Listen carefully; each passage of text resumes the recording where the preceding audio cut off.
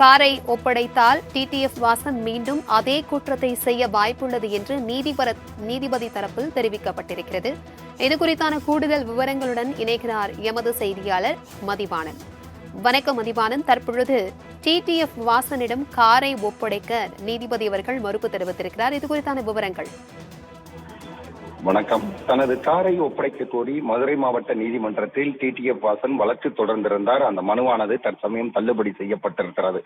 மதுரை விருந்தினர் பகுதியில் கைபேசி பேசிக்கொண்டே காரை இயக்கிய வழக்கில் டிடிஎஃப் வாசன் மீது அண்ணா நகர் போலீசார் வழக்கு பதிவு செய்திருந்தனர்.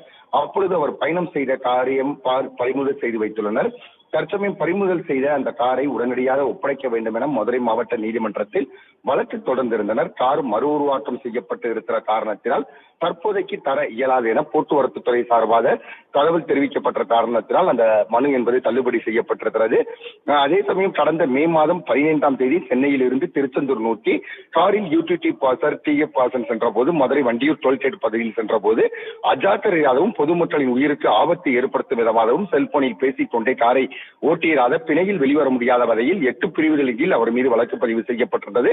அப்போது அவருடைய காரும் பறிமுதல் செய்யப்பட்டிருந்தது. இதனை அடுத்துதான் டிடிஎஃப் வாசன் மதுரை மாவட்ட நீதிமன்றத்தில் ஜாமீன் கோரி மனு செய்த நிலையில் அவருக்கு நிபந்தனையுடன் ஜாமீன் வழங்கி உத்தரவிட்டது. இந்த நிலையில் டிடிஎஃப் வாசனின் தாயார் சுஜாதா காவல்துறையினரால் பறிமுதல் செய்யப்பட்ட வாகனத்தை தங்களிடம் ஒப்படைக்க உத்தரவிட வேண்டும் என மனு செய்திருந்தார். இந்த மனு மதுரை மாவட்ட நீதித்துறை நடுவர் நீதிமன்ற நீதிபதி சுப்புலட்சுமி முன் விசாரணைக்கு வந்தது. இருதரப்பு வாதங்களையும் கேட்ட நீதிபதி மனுதாரர் டிஎஃப் வாசனின் தாய் என்பது தெரிய வருகிறது.